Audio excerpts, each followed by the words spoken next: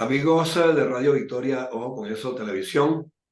A continuación, nuestro programa Palestra con el embajador Juan José Monzán. En esta alianza hemisférica de Benamérica, la Escuela de Gobernanza Benjamin Franklin, el reporte confidencial y el portal Sin Filtros de Mayor Petit, en una producción de Invirne Corp.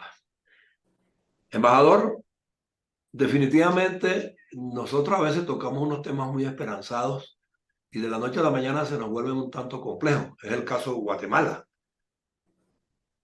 Hubo las elecciones, ganó un candidato que lo estimamos pues en la vía correcta, con las calificaciones debidas para tratar de que ese país se enrumbe ciertamente por una democracia estable. Pero de la noche a la mañana el señor empieza a recibir amenazas e introducen recursos en contra de él, le hacen acusaciones de que su campaña fue manejada con recursos non santos, como ha ocurrido en otros países anteriormente. Entonces, uno se pregunta, bueno, ¿y dónde está el hilo de la cuestión, la punta del ovillo, de verdad, verdad, para que la democracia, o sea, sintamos que tiende a estabilizarse? Porque ninguna se muestra creíble a la hora de la verdad. Bueno, yo he estado siguiendo el caso de Guatemala con particular interés, como te habrás dado cuenta, por mi compromiso, por mi observación de años con la región centroamericana. En particular, bueno, con la región centroamericana, la que menos he trabajado ha sido Honduras. Pero Panamá, Nicaragua, Guatemala, El Salvador, por supuesto, Belice también, ha sido siempre, digamos, de nuestro particular interés de la década de los 80. De alguna manera uno se interioriza sentimental y afectivamente con la región, ¿no?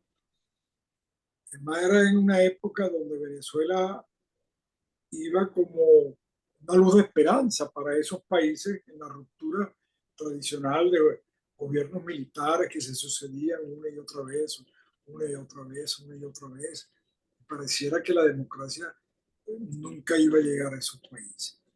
Allí los socialdemócratas, la socialdemocracia internacional y el Partido la Internacional Demócrata Cristiana tuvieron una gran participación, hay que decirlo, inclusive la Internacional Liberal también, de origen alemán, que después se hizo más grande, buscando la fórmula de mi experiencia a este tiempo, a los 30, 40 años, 50 años de esa época,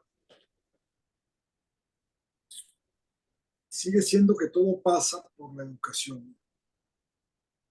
Y cuando te hablo de la educación, no te hablo de matemáticas, ciencias biológicas El humanismo, el humanismo. más que el humanismo, claro que está allí. El humanismo lo da, digamos, el sentido religioso que tienen esos países muy, muy dentro, ya sea por las misiones de la colonia, ya sea por la religión espiritual de los chamanes aztecas y mayas y de todos estos grupos indígenas. Ellos siempre tienen ese sentido de que hay una trascendencia en el hombre, más allá de sí mismo. Y yo he llegado a la conclusión de cuando te hablo de que pasa por la educación, ¿qué nos diferencia, por ejemplo, a nosotros después de 400 años de estar bajo el control de los españoles y 200 años bajo el control nuestro de los independientes, los criollos ya, y que inició las revoluciones de independencia fueron las oligarquías criollas, ¿no? Bolívar, San Martín, todos ellos eran personajes extraídos de la clase dominante en aquel entonces, crecidos en la ilustración, viajados con un concepto de la vida, del hombre, la cantidad de cosas. Llevaron a cabo la independencia y inclusive con ellos no se llegó a superar, no llegamos a superar, chicos, el atraso conceptual. Entonces, ¿qué nos lleva a nosotros a ser diferentes de Uruguay? ¿Por qué somos diferentes en Uruguay? ¿Por qué en Uruguay, que fue parte de Brasil y después parte de Argentina y después fueron independientes, y es una población pequeña que no tiene petróleo, pero tiene mar y tiene educación, ¿por qué Uruguay ha logrado mantenerse, salvo algunas escaramuzas, en un concepto de pertenencia a un Estado de Derecho? Que ahí está la palabra. Un concepto de por qué ellos han logrado mantenerse. Superan las dictaduras y superan las demagogias, pero se respeta. Hay una conciencia de país, de pertenencia, de ser. Y nosotros, el resto, chicos, salvo Chile y Argentina, que estuvo a punto de perderse, pero fundamentalmente Uruguay, Chile y Argentina en ese orden. Y después Colombia, el país de la Pero ley. también han estado pendulando últimamente, en las últimas décadas, ¿no? Sí, pero se han mantenido. Mira Chile, por ejemplo, el gran lío que se armó después de la... Te voy a confesar algo por primera vez, y no importa cómo lo interpreten los buenistas. Pinochet fue una necesidad histórica en ese país. Hoy se cumplen 50 años que salió de ahí. Y no estoy diciendo que justifico los crímenes, los desaparecidos, no, eso es parte de la maldad humana. Pero si no llega Pinochet, Chile ahorita no existiría como está Boric y protestan, y estuvieran atrasadísimos como Cuba y Venezuela. ¿Qué hubiera pasado en España si no hubiera estado Franco, si no hubiera aparecido Franco? O sea, vamos a plantearnos eso. Pero estos pueblos necesitan de una dureza tal para poder aprender que la democracia cuesta conseguirla. ¿Es necesario eso? Pero ¿O es necesario la comunión de propósitos entre los individuos? allí está, y tú lo has dicho, la democracia en sí no es un fin, y ahí está el error No, nuestro. La democracia es un medio para el desarrollo espiritual y material del hombre en libertad y respetándole sus derechos humanos y todo lo que conlleva. pero por Así eso que quiero está llegar, eso. por eso comienzo y quiero llegar a Guatemala, que la manejamos recientemente, que logra un ensayo democrático en una elección aparentemente limpia, pero sin embargo en la noche a la mañana se le están buscando verrugas. Guatemala es un país riquísimo en muchas expresiones. La primera es la cultural ancestral, pues, era parte de lo que era el virreinato de Nueva España, de México, pues actualmente, y después se separaron, fueron una capitanía general, pero a tal nivel era capitanía general que se llama el nuevo reino de, de Guatemala. No fueron tierra de paso como nosotros los venezolanos, que fuimos tierra de paso en busca del dorado de aventureros y sinvergüenza. Tienen una literatura, bueno, sí, tienen los mayas, pues tienen, ya hicieron el sol, tienen las pirámides, tienen una cultura, una tradición, un lenguaje étnico bellísimo. Pero ¿qué ha pasado? Fíjate tú, vamos a partir, porque tenemos que interrogarnos por qué Uruguay puede mantener un concepto de pertenencia a un proceso y a un deber ser. Y Guatemala no. ¿Por qué no? ¿Por qué Guatemala Ajá. no? ¿Por qué Guatemala? Para no hablar de Venezuela ahorita, que siempre fue un cuartel, como lo llamó Bolívar. Eh, Mira, Guatemala, el problema fue lo que pasó en Centroamérica más que en Sudamérica. Cuando se dieron los procesos de independencia, lo que hubo fue una ruptura con el Reino de España, pero continuaron los mismos españoles, los españoles con la misma estructura social de arriba hacia abajo. Ahí está el detalle.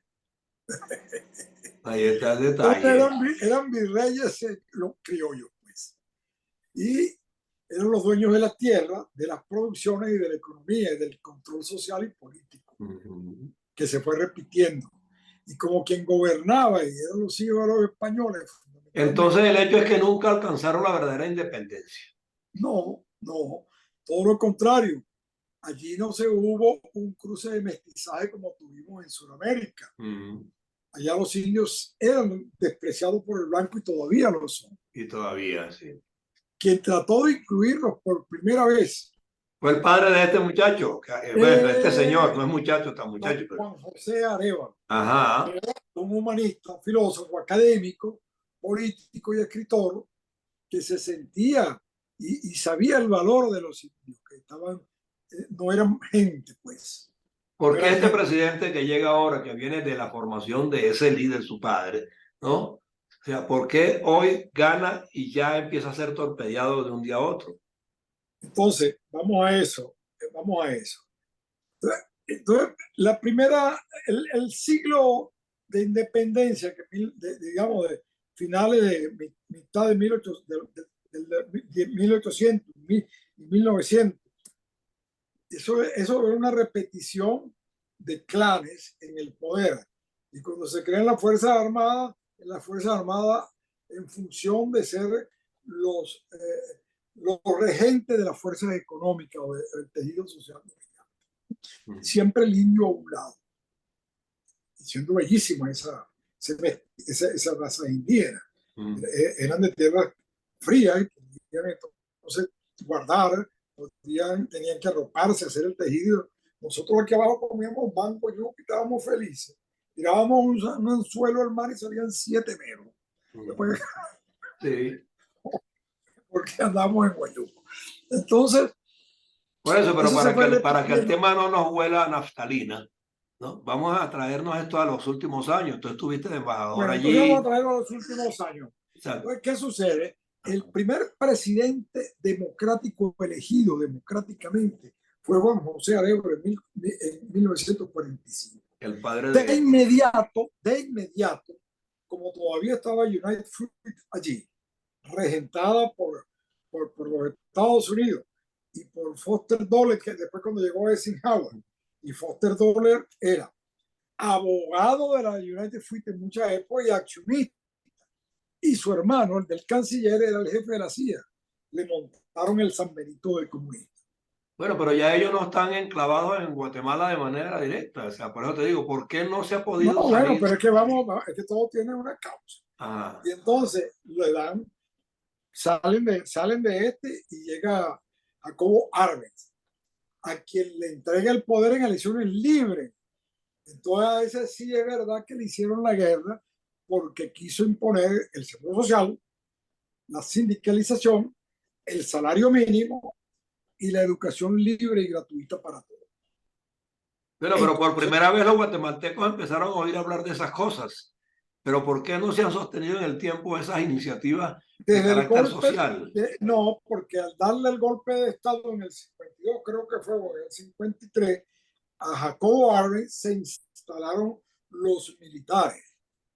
Ajá. Al servicio de las compañías de United Fruit ahí está el detalle. El tejido social dominante. Hubo todo ese ciclo donde los militares simplemente eran los guardianes de los capitales extranjeros y nacionales. Hasta que ellos se dieron cuenta que podían ser los guardianes, pero al mismo tiempo ellos los dueños del capital. Los dueños del capital no eran. Entonces, ¿qué sucede? Como tú me dices que nos vengamos acá en 1986, después de 33 años que se dio el golpe a Jacobo Arbenz, de gobiernos militares continuos, sí. llega por primera vez un civil, Vinicio Cerezo, con el apoyo de la democracia cristiana, de los socialdemócratas y de la gente progresista que no eran marxistas, que ya estaban metidos los marxistas y los comunistas allí, ya estaba la revolución cubana, pero con una propuesta que conocemos en Venezuela, socialdemócrata o social cristiana. Exacto. Razón tenían los venezolanos cuando decían que Copellano y Vegadeco éramos la misma cosa.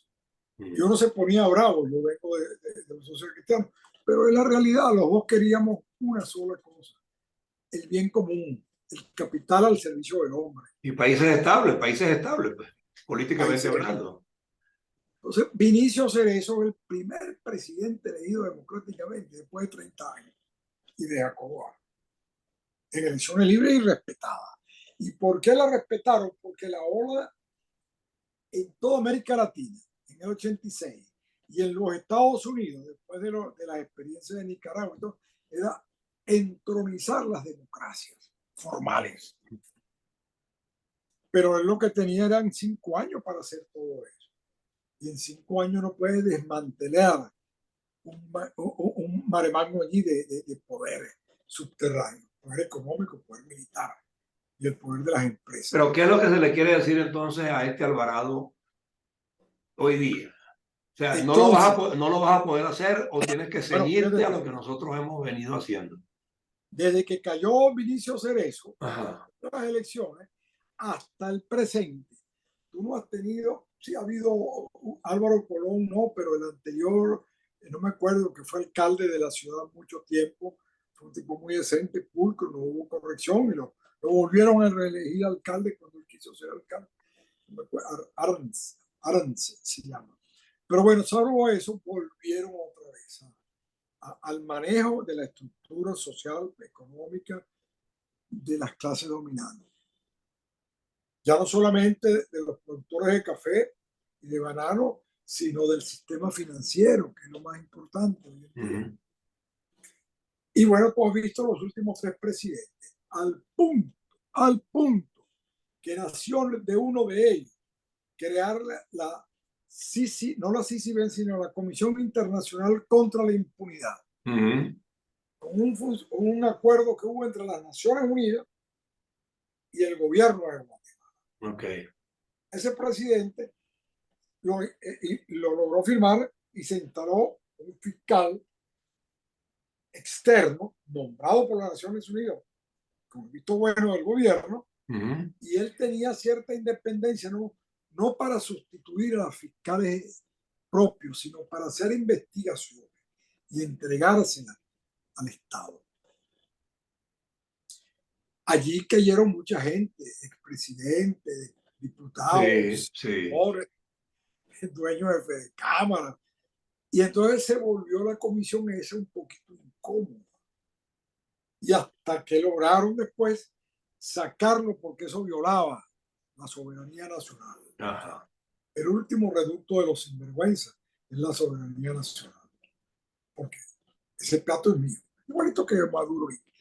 Entonces, eso se ha quedado así. Llegó hasta un presentador de televisión con el mensaje de la anticorrupción de hace 3 periodos. Y cuando llegó, lo primero que hizo fue que tuvo que hacerlo fue, se acabaron esto, no hay más veedurías internacionales y tuvo que romper todos los acuerdos internacionales. Entonces se volvieron otra vez, no pudo él. ¿Por qué no pudo él? Porque él tuvo la misma fragilidad que tuvo Petrolita. El primero que hizo un acto de corrupción fue su hermano, a espaldas del presidente o con conocimiento del presidente, no sé, pero fue perdiendo la moral y se despelotó el país hasta ahorita que tuviste lo que pasó. Ahora, ¿tú le sientes al Alvarado de hoy la interesa suficiente? No la formación, porque la formación la tiene. La interesa suficiente para aguantar los empellones que se le están dando ahorita, apenas sin empezar a trabajar. Él ha demostrado que sí, que como su papá va a estar hasta el final. Pero fíjate tú lo que ha pasado. Él crea el movimiento Semilla con la misma estructura social que respaldó al papá, que creían que nunca iba a llegar, que eran los académicos, los profesores, los estudiantes. Y Juan José Arebro lo nombran porque no tenían una figura así puntera como Corina Machado, conocida, tú sabes, como Biden. No, ¿quién es este? Decía, no, bueno, pues entonces con ese mensaje de él ganó y aplastó las elecciones. Y hubo que respetarla. Hubo que respetarla porque la idea de la Junta Militar era entregar, ya desprenderse de él. Y este señor, yo no sé si te dije, lo he leído, lo he seguido, él es sociólogo egresado de la Universidad Hebrea de Jerusalén y con un posgrado en antropología social en Utrecht, Holanda, con una tesis de grado justamente sobre el cambio social. Entonces, este es un hombre que él llegó al movimiento Semilla, respaldado por quién, por la clase sencilla, porque lo demás no servía. Como el caso de Venezuela, coño, no hay sino 2 o 3 candidatos de decentes que no se han ensuciado las manos con el gobierno por su cuenta. No me voy a nombrar, pero ya sabemos, pues, está María Corina Delsa ¿cómo se llama el sindicalista nuestro este tan famoso, ¿vale? En Venezuela, me refiero. Ahora, ¿qué pasa allí? Él llega con ese movimiento Semilla por el respaldo de quién, de los intelectuales, de los profesores, de los estudiantes, de los indios. No masivamente, porque a los indios no les gusta meterse en política porque el blanco siempre lo ha explotado, pero tenía la referencia del papá y algunos movimientos indígenas le han dado o se han acercado o han permitido que él vaya a dar un mensaje que antes no dejaban que nadie. Pero ¿quiénes son entonces los sectores que están tratando de conseguirle? El sector financiero, Ok. el sector, alguna parte del sector militar que ya viene arrastrando o porque viene de gobiernos militares. Que no quieren soltar prendas. Quieren soltar prendas, pero que además trabajan con el sector financiero y con el sector político que se apoyen los dos porque son los que financian las. Entonces este señor de pronto, conchale, que nadie se esperaba porque las encuestas, fíjate tú lo que es la sabiduría popular. Siempre decían, no, porque me gusta, bueno, por la torre o por la señora la otra, pero nunca lo nombraban a él. Entonces, en la primera vuelta salió la torre y el de segundo, sorpresa, pues se asustaron. Porque la torre. Bueno, no en eso estamos ahorita, dilucidando hasta dónde puede llegar, hasta dónde se sostiene. No, ya te voy a decir hasta dónde van a llegar. Ajá. Ahora no le quedó más remedio en la segunda vuelta, porque en la segunda vuelta no fue que fue 37%. No, fue muy limitado. No, 54%. Sí. Y a la otra señora bajó a 14%. Sí, por eso. Ahí no hay duda. ¿Qué es lo que quiere la población? Ok. Entonces, que ellos trataron de frenarlo antes con unos juicios que le metieron tal y todos se vinieron abajo. Pues. La comunidad internacional ahorita no está aceptando un nuevo manual. Quiero decir, la comunidad internacional, Estados Unidos y la Unión Europea, porque nosotros en América Latina, salvo esos dos factores internacionales están contentos en que ese señor tiene que continuar allí para preservar y salvar la democracia. Así es. Sí, ok, pues eso es lo importante. Eso es lo que quiero saber. Pero óyeme lo siguiente, que tú no lo viste. Ayer entonces metieron ante la fiscalía el mismo grupito que trató de sacarlo antes, sí. Metieron una cuestión para sacar del juego al partido Semilla porque no había llenado algunos requisitos. Sí. Y entonces dio una rueda de prensa esta mañana con la vicepresidenta. Yo no la he visto. Entonces, estoy hablando contigo sin haber visto la rueda de prensa. Ah, bueno, dio una rueda de prensa esta mañana. ¿Qué perfiló él allí? ¿Cómo se defendió? Bueno, entonces, primero dijo, bueno, esto va a subir al Tribunal Electoral porque esto va a llevar los mismos pasos. Son los mismos pasos que me hicieron para que yo. Ok. Y en segundo lugar, quiero decirle al pueblo guatemalteco que independientemente de lo que decidan, es un acto separado, me podrán delegar el partido Semilla, pero lo que no pueden delegar y lo que no pueden evadir es la votación en la cual la señora que tengo aquí al lado salió electa vicepresidenta y yo salí electo presidente. Exactamente. Bueno. Eso que su argumentación. Tiene la sartén por el mango, pero vamos a ver pues si en las próximas semanas. Yo lo que aspiro es que no se tenga que apelar a la movilización ciudadana, porque ahí sí se van a salir de las manos las consecuencias. Claro. La gente del gobierno va a tratar de que haya muertos, hayan detenidos, se lo van a achacar a él. Sí, exacto. Igualito lo que está pasando. Allá no está metido el socialismo del siglo XXI, ya eso no existe, ¿verdad? No, yo creo que no. Primero, nunca existió porque lo que no ha dado resultados no existe.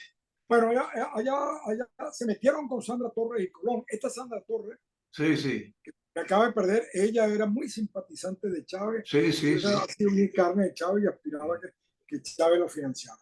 Cuando se acabó el socialismo del siglo XXI, pues no tiene ni cómo financiarse entre ellos mismos. Entonces dice que es de centro derecha. Este le pichó. Ahora es centro derecha. Para tu pregunta, el presidente, con su vicepresidente, a quien dejó hablar y le dijo, ella fue electa por el pueblo, así como fui electo yo por el pueblo. Eso no tiene nada que ver con el partido. Fue una votación del electorado nacional. Exacto. Y vamos a seguir, van a seguir con el juicio para que no desconozcan el partido, porque ellos necesitan, los parlamentarios están allí. Ahora va a ser una lucha difícil para ellos. Lo que sí no van a poderlo ubicar es en el socialismo del siglo XXI, ni madurista, porque él ya dijo, yo no ando con dictadores. Exactamente. Bueno, eso es lo más importante. Pues yo creo que nosotros vamos a salir pronto de Maduro, ¿no? Creo que él yo te traigo el tema a colación, porque es que los medios no se están ocupando de eso y no están midiendo que tenemos un país más en riesgo si no se consolida democráticamente el lineamiento que la gente misma aspira. Si la gente produjo el cambio y lo puso allí, es porque la gente quiere que la democracia funcione. Entonces no puede ser que estemos conviniendo con que ciertos factores la perturben de la noche a la mañana con cualquier argumento, que es lo que ha hecho el socialismo en todos estos países. Entonces, bueno, ojalá que Guatemala, por lo menos, por eso, y Guatemala es importante, porque por es el eso, país que mueve mayor riqueza en toda por Centroamérica. eso, entonces, por eso yo traigo el tema a colación contigo, porque tú conoces Guatemala, tú estuviste allí y tú sabes muy bien pues cuál es la Ahora, tendencia histórica. ahora, yo creo que él se está moviendo, ¿no? Él es un hombre con mucha influencia. Yo no sé si te conté que él estudió en Venezuela, Sí, tú me dijiste que estudió en en el Venezuela. Instituto de Escuela, cuando era Sí, muchacho. correcto. El padre estaba exiliado y tuvo que tener varias partes en Venezuela, le dieron acogida y tuvo trabajo. Bueno, vamos desde aquí de todos modos a seguir pendientes del tema y vamos a abogar en que resuelva los señalamientos que se le quieren hacer, que nosotros sabemos que son inducidos, tratando de desequilibrarlo un tanto, pero confiemos en que él supere la situación. Bueno, yo te Y, invito a ti que tiene tan variada, un panel de venezolanos y no venezolanos que te hablan de diversos temas, que en un momento dado también a uno de esos internacionalistas le toques el punto. pero es que tú también los puedes invitar. Yo te he dicho a ti que tu programa es tuyo. Yo simplemente te sirvo aquí de ancla y te apoyo en algunas cosas porque tengo algunas inquietudes sobre los temas, pero si tú quieres traer a un invitado, así como estoy conversando contigo, tú le mandas el link, lo invitas por aquí y en simultáneo estamos los tres, pues, o cualquier otro que tú quieras que hable del tema. Me parece muy oportuno. Voy a hablar con un par de ellos, Y me uno desde el avisas. punto de vista económico y otro desde el punto de vista político, que también lo conozco. Exactamente, y me avisas y ya, y lo pautamos, pues.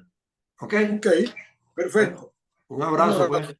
Hemos terminado así palestra por el día de hoy con el embajador Juan José Monzán. Hemos tocado el tema Guatemala porque a nosotros de alguna manera nos preocupa que un país donde se acaba de elegir a un nuevo presidente, ya de la noche a la mañana pues se pretendan manejar líneas de perturbación, que es la tendencia que usa la izquierda en cualquier país. Lo hemos visto en muchos otros, pero ojalá que en Guatemala no pase lo mismo. Y bueno, vamos a estar aquí pues en esta programación de Radio Victoria. Con un pequeñísimo de 30 segundos, que se está comenzando a dar en Guatemala el mismo fenómeno que se está dando en El Salvador, Sí, en las dimensiones diferentes. Aquí, la gente que antes estaba con Chávez y con el socialismo del siglo XXI está coincidiendo con sus enemigos naturales, así es.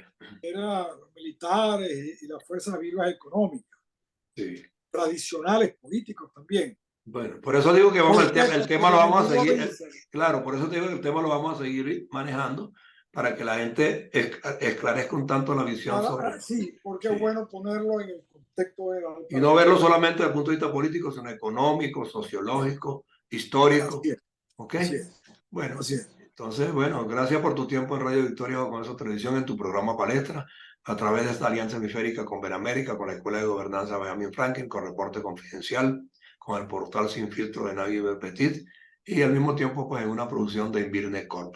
Gracias por su tiempo. Un abrazo a tu gran audiencia igualmente. Hasta la próxima Seguro, semana. igualmente.